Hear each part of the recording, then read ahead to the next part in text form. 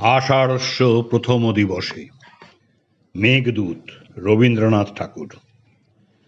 কবিবর কবে কোন বিস্তৃত বর্ষে, কোন পুণ্য আষাঢ়েরও প্রথম দিবসে লিখেছিলে মেঘদূত। মেঘমন্দ্র শ্লোক বিশ্বের বিরহী যত সকলের শোক রাখিয়াছে আপন আধার যত স্তরে স্তরে, সঘন সঙ্গীত মাঝে পুঞ্জীভূত করে।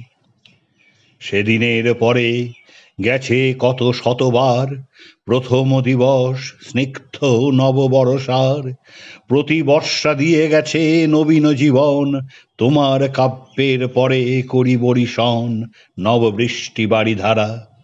করিয়া বিস্তার নবঘন স্নিগ্ধ ছায়া, করিয়া সঞ্চার নব নব প্রতিধ্বনি জলদ মন্দ্রের, স্ফীত করি স্রোতবেগ তোমার ছন্দের বর্ষা তরঙ্গিনী সম।